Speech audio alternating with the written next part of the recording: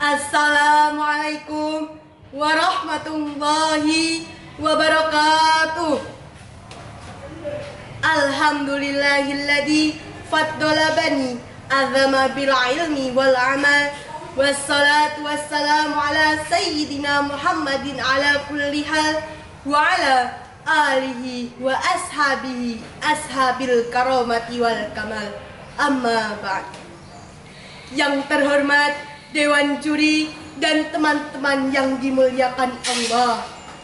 Yang pertama dan utama, tiada kata yang pantas kita ucapkan selain rasa syukur alhamdulillah kehadirat Allah Subhanahu wa Ta'ala yang telah memberikan rahmatnya, sehingga kita dapat berkumpul di majelis ini dalam keadaan sehat walafiat.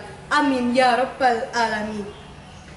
Salawat dan salam semoga tetap tercurahkan kepada junjungan kita Nabi Agung Muhammad Sallallahu Alaihi Wasallam yang telah menunjukkan kepada kita kebenaran dan Islam sebagai agama penyelamat bagi kita.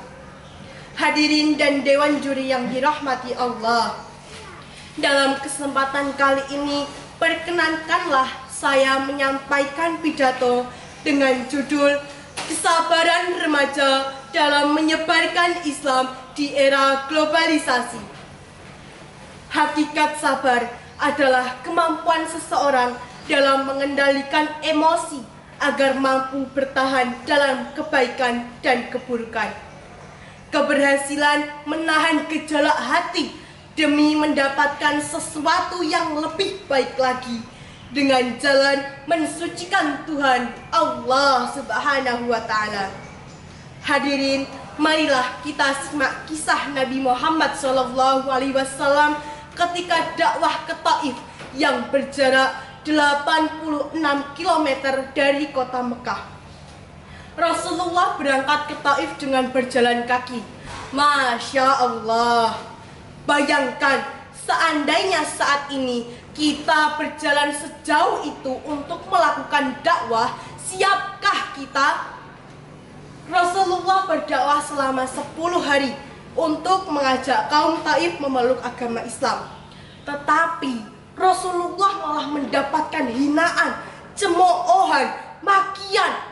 Bahkan ketika pulang dilempari batu sampai kepala beliau berlumuran darah.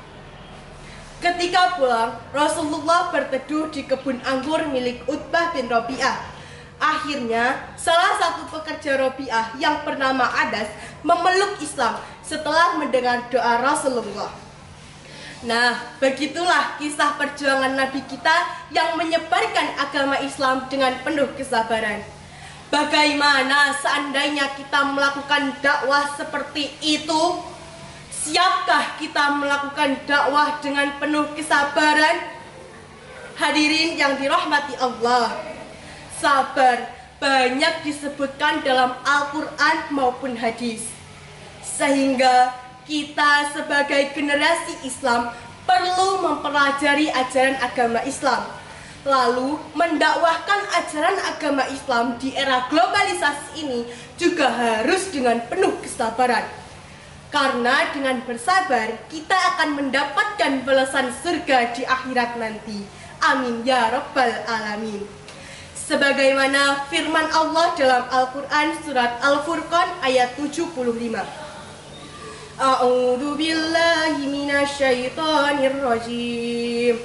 Ulaika yujzaunal ghurfata bima sabaru wa yulaqqauna fiha tahiyatan wa salama. Artinya mereka itu akan diberi balasan dengan tempat yang tinggi di dalam surga atas kesabarannya. Dan di sana mereka akan disambut dengan penghormatan dan salam. Hadirin yang berbahagia, kita sebagai umat Islam harus menuntut ilmu. Seperti dalam hadis Rasulullah yang berbunyi, "Utlubul ilma minal mahdi ilal lahdi."